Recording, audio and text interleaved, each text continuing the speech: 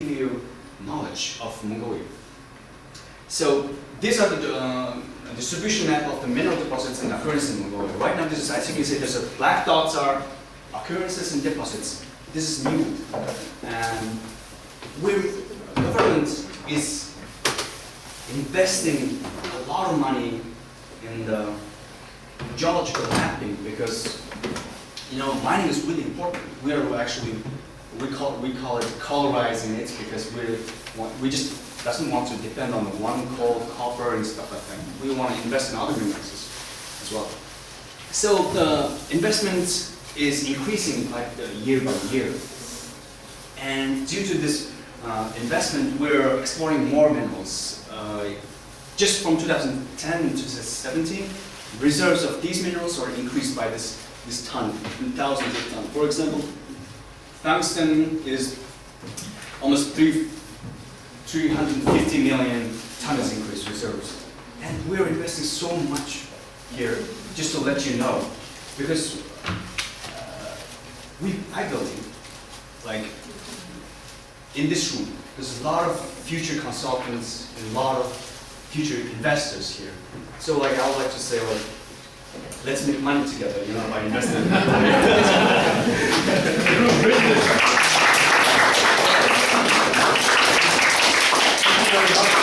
most important thing with people is the cyclic nature. Don't bother about low prices. Low prices will go. And if somewhere are low prices, mines will shut down and other place will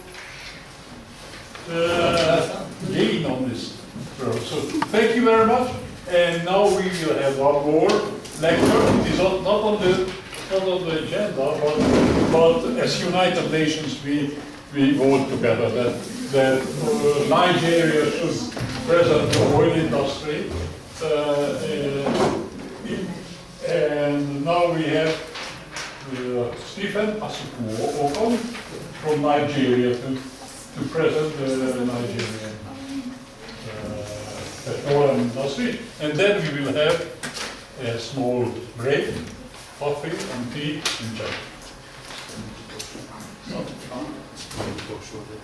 Good morning, everyone. Okay.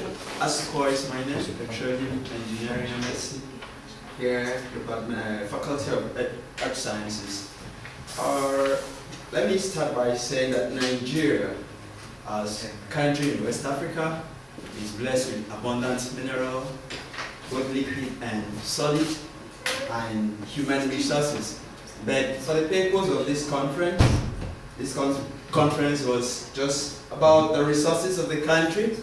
And for me, Nigeria is very prominent when it comes to crude oil production. So I chose the topic oil and gas resources in Nigeria, exploration, drilling, and production. So my discussion will be focused on the following outline: talk about the brief history of Nigeria, geography, location, and climate, sedimentary basins of Nigeria, history of oil and gas exploration, advent of oil majors, government participation, production and drilling operations in Nigeria, achievements so far, and prospects for the future.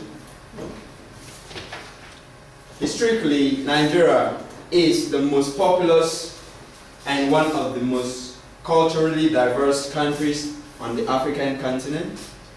It's located on the western part of Africa. It was one time British colony and was formed from the amalgamation of the northern and southern protectorate.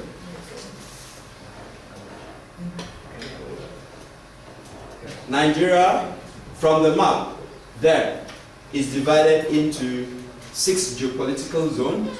We have the north central, we have the northeast, we have the southeast, we have the southwest, we have the south-south, and we have the northwest. Now, Nigeria is located on the globe between latitude 13 degrees east, 13 degrees and between latitude 4 and 13 degrees east, and longitude 4 and 14 degrees north. it has a landmass of 923,800 kilometers square. Then Nigeria is bordered as follows. In the north is bordered by the Niger Republic. In the northeast you have it, Lake Chad. Then in the east it's bordered by Cameroon and Chad Republic. Then in the south it's bordered by the Gulf of Guinea.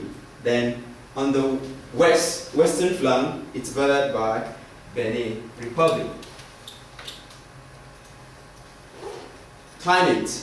It is important to talk about the climate of Nigeria since the focus of this is on oil and gas. We need to know the type of climate that are accounted or that made way for the kind of sedimentary basins that we have in Nigeria.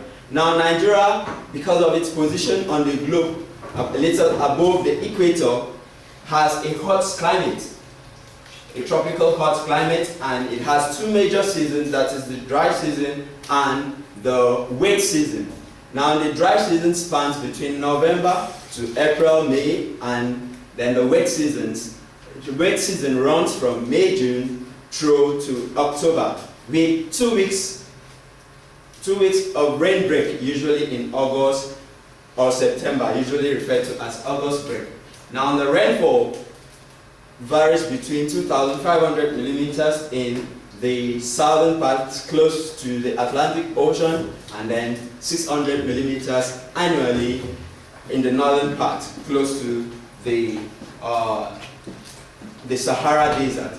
Then the temperature of Nigeria is, the lowest temperature is 20 degrees Celsius, and then the peak temperature is 40 degrees centigrade. Now the sedimentary basins of Nigeria. It is important to talk about this because we understand that oil and gas is only formed where we have sedimentary rocks. So the sedimentary rocks of Nigeria were deposited in 11 presently recognized basins and crop out over one half of the surface of the country.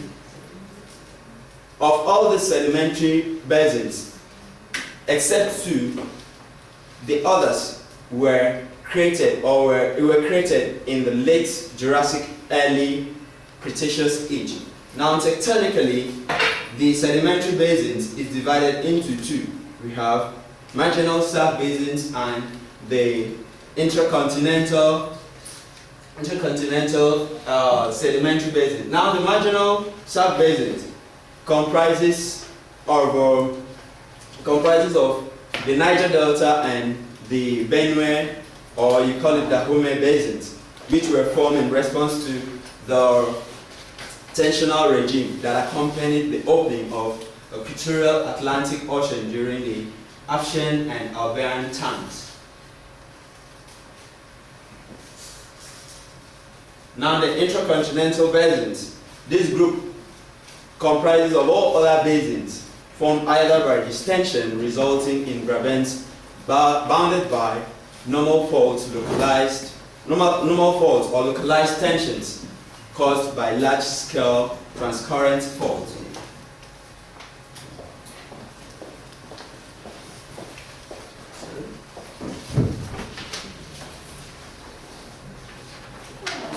Now,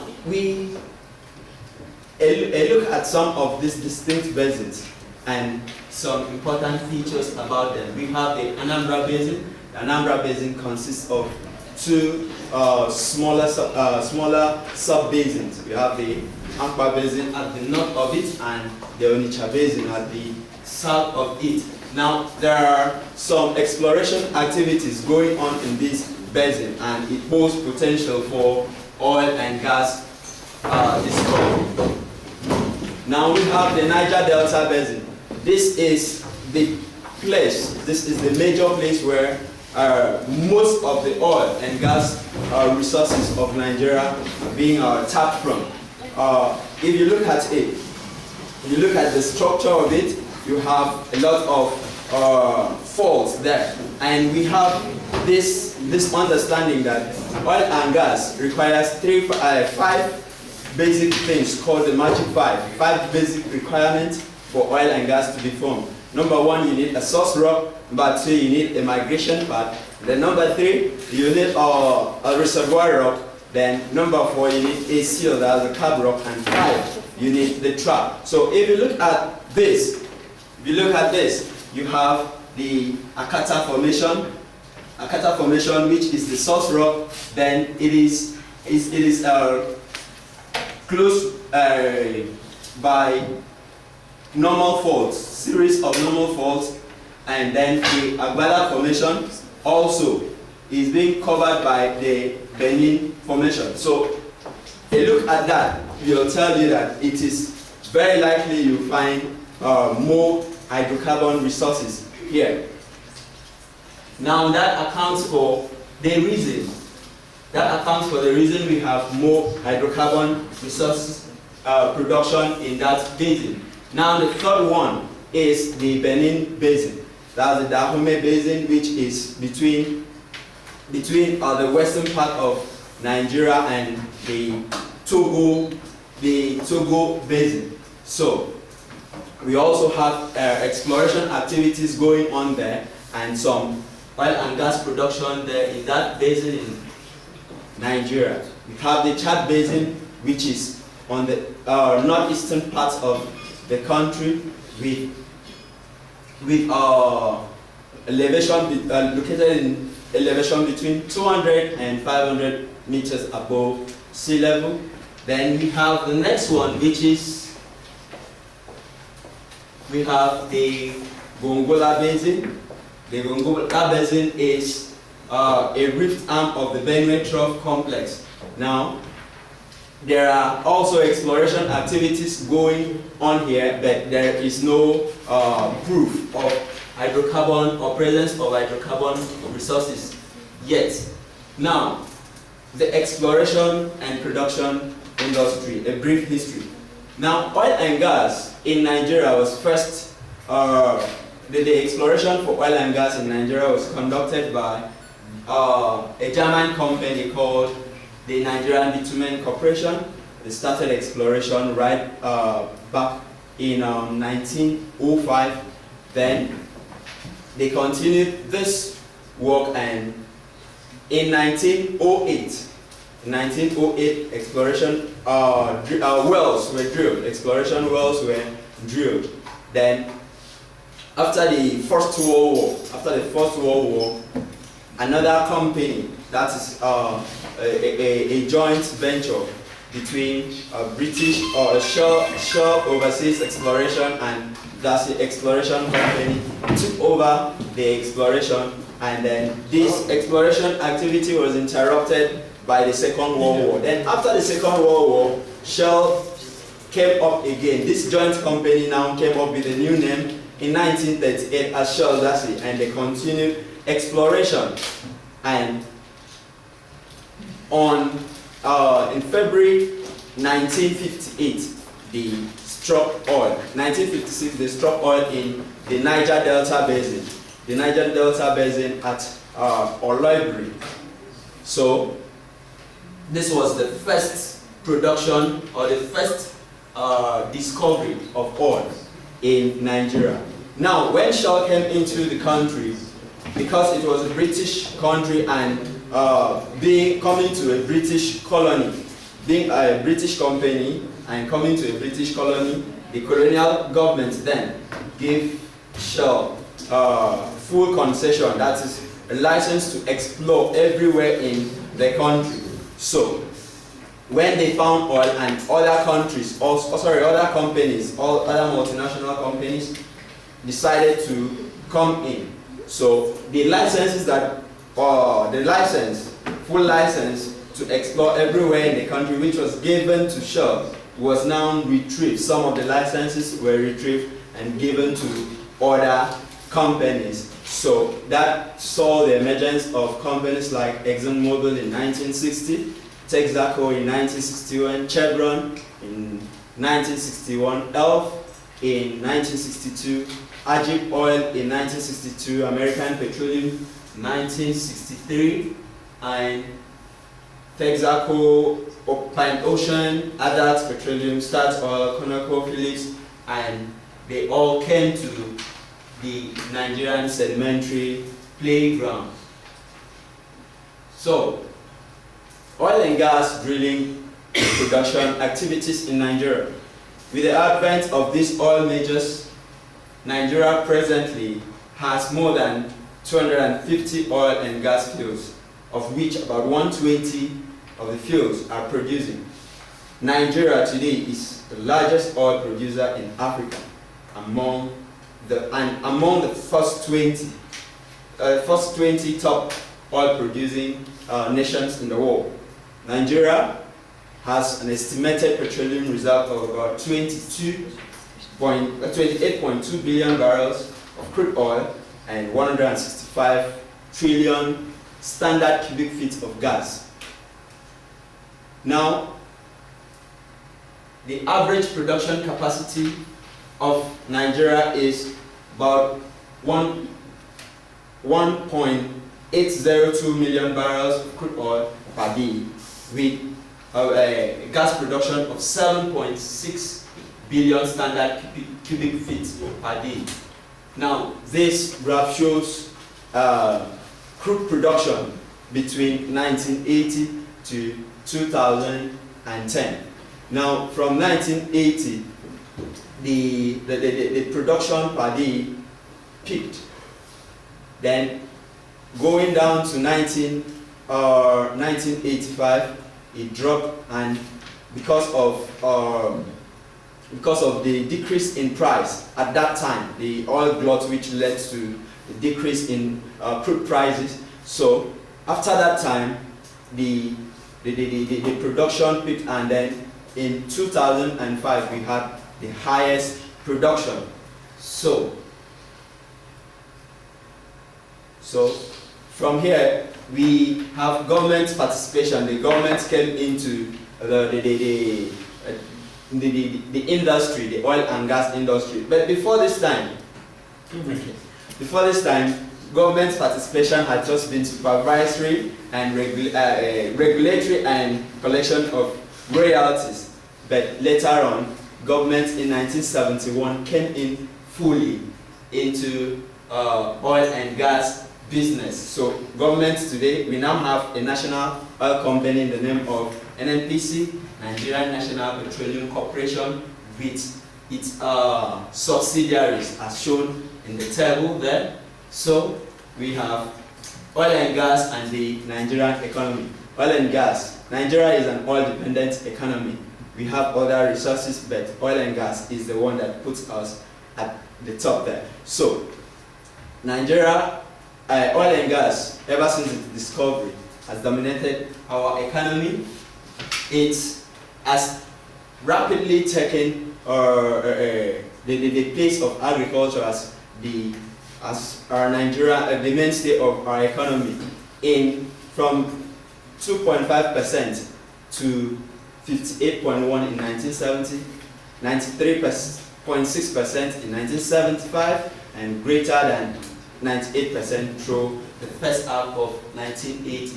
So, in terms of GDP, oil accounts for about 85% of the country's GDP. So, this is the chart showing Nigeria's GDP with oil production. So, the achievements so far and the prospects of oil in the future. So, Nigeria exports a very high API crude called Bonny Light to the international market, which is very, very costly, and it fetches so much money to the purse of the country. So, conclusion: oil and gas reserve meets up the energy needs of ever energy hungry world. Aside from serving as a means of foreign exchange, promotes technology, serve as a means of employment, also bring about infrastructural development serve as means of political power in the international community. So oil and gas resources is indeed a blessing to Nigeria. Thank you.